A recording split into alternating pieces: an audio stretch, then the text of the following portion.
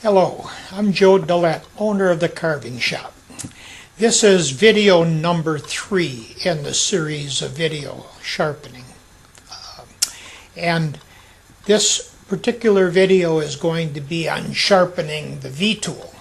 The V-tool is by far the most difficult tool to sharpen of all the carving tools. But before we get into that, let's talk about some of the things that we covered before. In the first video, you learned how to sharpen a pocket knife and to get that razor sharp edge. If you haven't done that, or if you haven't viewed the second video and have not been able to get the razor sharp edge on the carving tools and the carpenter chisel, I recommend you do that, because that is essential to be able to sharpen this V-tool. And so let me talk a little bit about why the V-tool is so difficult to sharpen. The V-tool is unlike other tools insofar as the other tools can be skewed a little bit. Let me explain what that is. We have been buffing the tools with this 1/2 micron abrasive, and that puts that razor sharp edge on the tool. If you were to look at that cutting edge under a strong microscope, you would see that 1/2 micron abrasive still leaves tooth marks in the end. It's not completely smooth. If you were to take your fingernail and draw it across the edge, it would feel smooth because those scratches are very slight. But in fact, it's still like a saw. So, for instance, if you take a block plane and you're pushing that block plane straight forward, you're getting a decent chip. But if you cock that block plane a little bit and slide it forward like that, then all of a sudden the cutting seems to take about half the effort. Well, part of it is because you're reducing the width that you're cutting. But the other part is that those teeth on the front of the cutting edge, caused from the buffing, act like a saw, and so it's helping you in doing the cut. Also the gouges. When you're taking a cut with a gouge, you can use some of that sawing action. With a gouge, it's rounded on the bottom, and you can use some of that sawing action by skewing it on an angle and running it through. That will help the cutting action. But the V-tool is not like that. The V-tool, being a V shape, the only way you can cut is straight ahead. So the V-tool is difficult to sharpen because it seems to have to be sharper than the other tools because you're not aided by the sawing action. The other thing that makes the V-tool difficult to sharpen is it's almost like having 3 tools in one. The V comes around, you have a radius, and comes up the other side. You have 2 straight chisels here, and then you have a small gouge at the bottom. And the problem is to blend all these 3 together. So typically I sharpen the sides first, like 2 straight chisels, and then I sharpen the gouge at the bottom. Now the V-tool is never a sharp V at the bottom, because if it was a sharp V at the bottom, any stress would be very prone to breaking, because that would be a very stress point. So that just can't be. They're always a radius. So that metal thickness that comes down, you'll see there's a little radius in the inside of the tool, like so.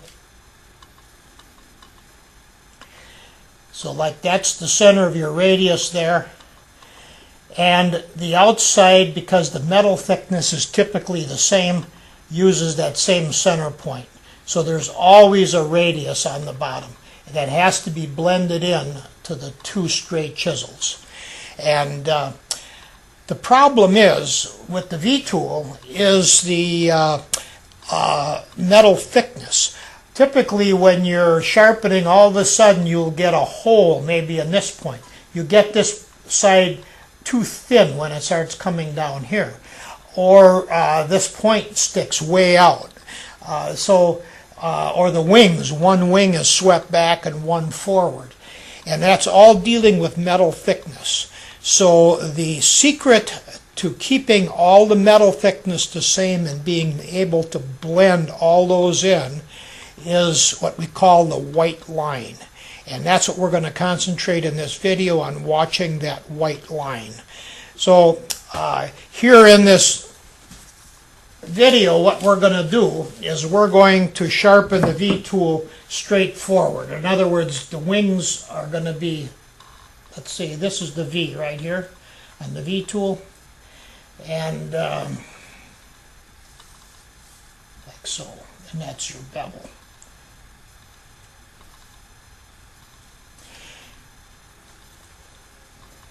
Many V-tools have thicker metal down on the bottom. The Swiss is one that doesn't.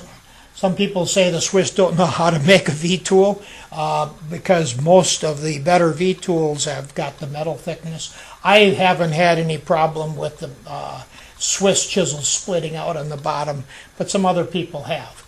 But in any case, you need to remove more metal on most of them at the bottom. So this point here normally ends up being down like that because the metal thickness is thicker at the bottom, and they need to grind this off, and that makes a diamond shape on the bottom until you buff it and that rounds it off.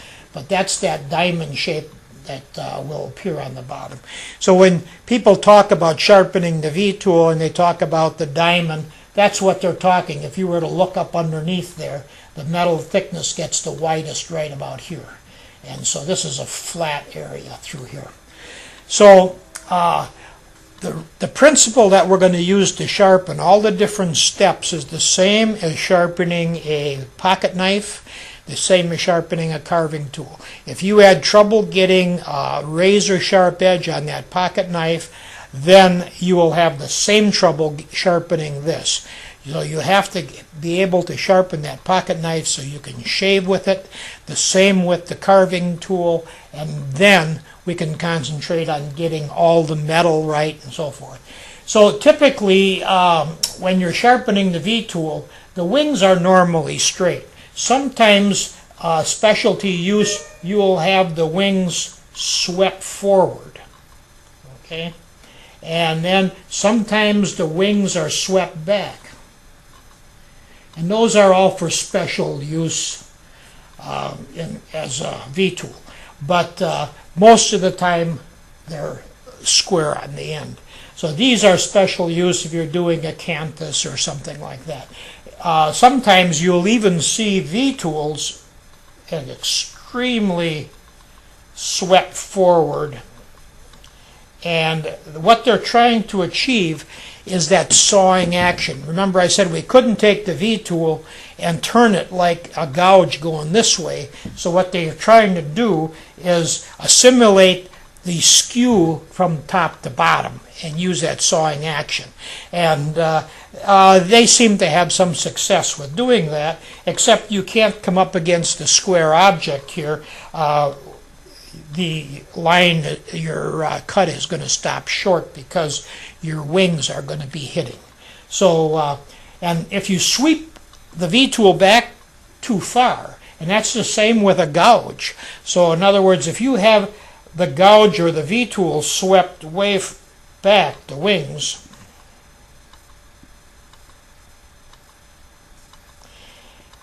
and if the metal or the wood that you're cutting here cuts first before the wood above it cuts, that wood has to go someplace. And when it tries to go upward because the tool is causing it, when it cuts, the wedge part of the tool is forcing that wood up, and the wood above it is not cut, it's going to start tearing the wood because the wood has to go someplace. So you don't want to sweep the wings back too far unless you're taking some very light cuts, let's say it's for a special use, and you're coming down in an acanthus, which is like a big leaf bent around, and you have to get underneath there. To be able to reach underneath to finish that cut, maybe you sweep the wings back. But you want to be careful. Gouges and V-tools that are swept back too far will also give you a rough cut, even if they're sharp, because the wood hasn't got any place to go going up. Okay, so let's start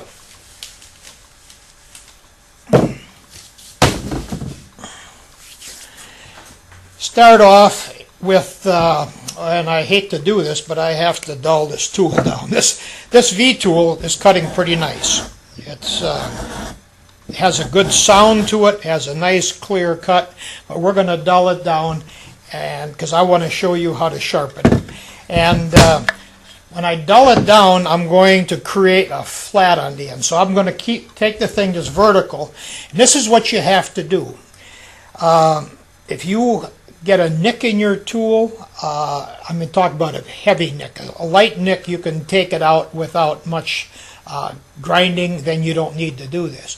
Let's say you have a gouge that has a nick in it, or let's say you have a carpenter's chisel that's not square. It's starting to get on an angle. What you do is you grind it square on the end first. So that's what we're going to do with this. We're going to grind it flat. So we're going to assume that this tool has got a nick or something in it that I have to reshape the whole tool.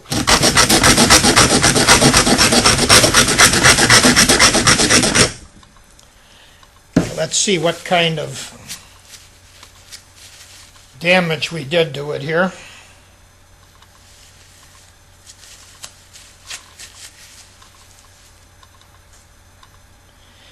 Okay, now for this part of the video, I'm going to move the camera in and hopefully be able to show you the white line. What I've got now is that flat that's coming around. It's kind of like a mirror. And this mirror is going to be the white line that we're looking at. And we're looking for the thickness of that mirror. So let me move the camera in. So what I'm trying to show you is the white line. That is the, and I think we're seeing part of it right in here. It is where the light is reflecting back. So where I ground it down flat on the stone, I created a shiny surface, and that surface is like a mirror. Now the thing with a mirror, you can go on a very long distance away and take a small mirror and flash somebody, let's say the sun, and they can see it quite brightly, even though it's a very small mirror. So one of the ways that this white line works is that we can see very narrow, less than 1/1000th of an inch line, and so that's important for us. So what we're looking at, and it's so difficult to show it on camera here because I'm trying to line it up. I've got the light shining on it, so like a mirror, hopefully it's going to reflect back, but I don't think I'm accomplishing it. But around the whole V-tool, there is a white line. So now what I'm going to do is holding the angle the same as my carving angle. So in other words, remember the paper, the 19-degree angle, okay? Or the 19 or the 22-degree angle. We're holding the chisel at that angle, and I'm going to sharpen the two flat sides first. So what I am doing is I am looking at it and coming back. I continually keep cleaning it off. And the other thing that I'm doing is making sure there is no burr in the inside, because I don't want to see that burr bent over and think that's the white line. I'm feeling a little burr in the inside, so what I'm going to do is take the back side of this knife that we sharpened, and I'm just going to peel that burr out. Now whenever I do that, I'm not going across the cutting edge. I'm going with the cutting edge, just laying it in the inside surface. That is not dulling it down. That just breaks that burr out of there. So now I'm looking at it, and the thing that I'm seeing, and I don't think I can show it well enough to you here, But at the bottom of this V, when we get right down here, it's thinner than at the top. And so that's the side I was sharpening. And so what I'm going to need to do now is hold more pressure on the top part of the wing.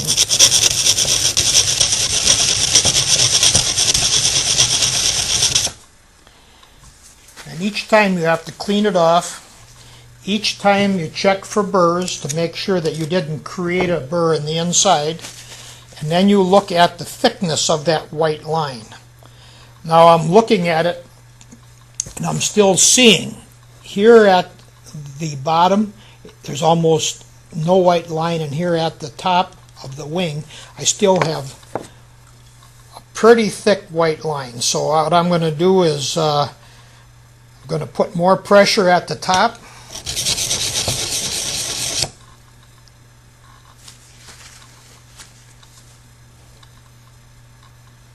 Feeling in the inside, making sure I don't have a burr. Test it with my knife. And now I'm just seeing it's still, and I don't think I can show it to you, but it's still a little bit thicker here at the top. So I'm going to apply a little extra pressure there. The white line is getting quite thin. Okay, the white line looks like it's almost gone on that side. It's probably down maybe less than 1/2,000th of an inch. I can still see as I'm rocking it, I can see the mirror reflecting the light off of that light there. Now I'm going to do the other side.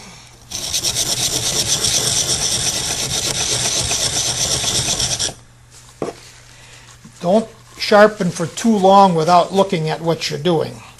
That is another mistake. The white line will be gone, and then you'll have to start over. So I'm checking for burrs again, and I'm looking for the white line. And now this time I put more pressure at the top. It's a little bit thicker here, so I will compensate for that when I come back to the stone.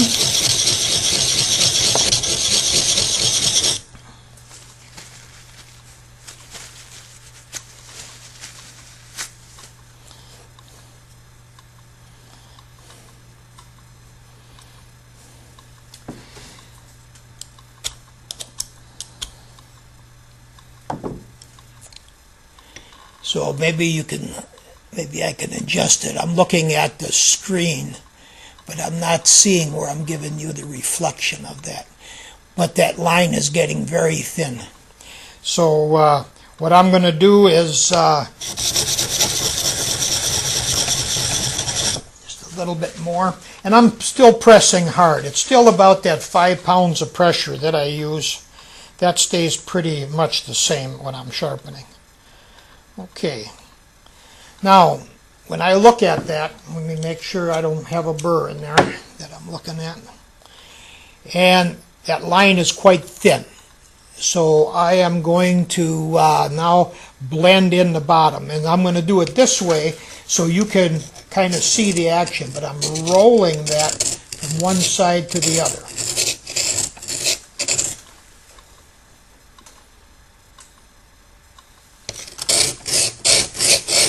Now all this time I'm keeping the same angle. That's the angle that I carve at. About this is going to be about 22 degrees.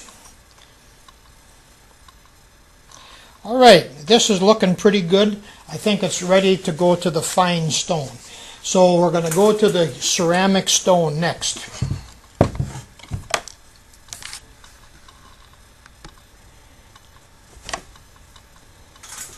On this smooth stone, you don't have to spend much time sharpening. All you're doing on the smooth stone is you're reducing the size of the scratches.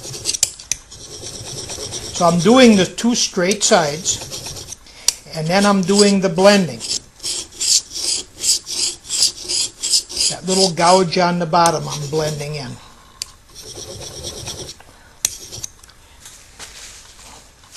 Then I will go back and look, and the white line is completely gone, Well, I'm seeing a touch of it right at the top of that wing. I'm going to go back to the coarse stone just to put pressure at that one point.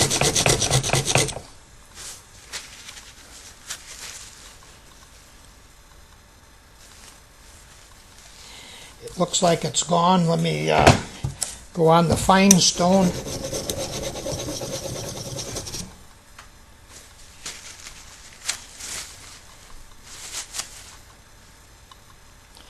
Okay, it looks like it's gone. So the next thing I do to see if I'm done with the stones, I get the leather strop and I draw it across and I'm rolling it on that gouge part. To show you, I'll go this way, but I'm rolling it like this back and forth and doing the two flat sides. Now to get the inside of it, I take the edge of the leather. This edge has also got compound on, and I took it and I shaved it down so it would fit right down into the, up to the tip.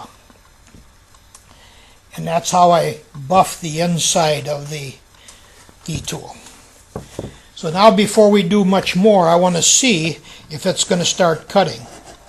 Ah, it's making a real nice cut. In fact, I'm real happy with that. I don't think we have to do much more. I'm just going to touch it up a little bit, go on the edge, little strop, there we go. Well, I know it was difficult to see because what we were looking at is so small, but hopefully you got the idea from the description what we're trying to achieve. The main concept of this video is to tell you how to use the white line. In other words, that flat that ends up being like a mirror reflecting the light. You can see very small areas, but monitoring the thickness of that flat is the only way you are going to get the same metal thickness all the way around. Otherwise, if you're not doing that, you are sharpening in the dark. You don't know what your metal thickness is. So then you will create a big divot in the tool on one side or the other, or one wing will be back and one forward. You don't know what direction that you're going. And that goes also for, let's say, a carpenter's chisel. You want right at 90-degree angle. You square it up with grinding it flat on with a square. And then you watch that thickness. So if you're starting off at an angle with that carpenter's chisel, you're going to end up with a big fat white line all the way down to a thin one. And then, so what you do is you grind that so it's all a thin white line all the way across. And then your last, until you can just barely see the white line, then just take one more cut going across until you create that burr. And then it should still be square on the end. That's the same way with the V-tool. So you're taking that white line down till it's almost invisible. Then you're taking one more cut going around until you create that burr through that hole inside the tool. That was the point that we went on to the fine stone. The point that I didn't do is check all the way around with the burr because I missed that little flat that was on this one side and had to go back to the coarse stone. And once I felt that little burr I created up on the corner, then I could go to the fine stone, and that tool is still quite square right across the top. All very even, blended in very nicely. So the other thing I want to add is, here I've been touching it with my fingers. And whenever you touch, this is carbon steel, and it rusts. So your oil from your fingers is quite corrosive. So when you touch your tool like that, always wipe it off, because if you put it away, then that oil from your hands are going to corrode that cutting edge. That cutting edge right at the end is just minute, very small. It's a tenth of a micron or less, and it doesn't take much corrosion from your fingers to dull that down. So you could put away a sharp tool touch it, put it away, and go back to use it, and it's dull because it corroded. So always wipe it off. Wipe your hand oil off of it. And if possible, if you've got a strop around, always just kind of touch it up on the strop before you put it away. Thank you.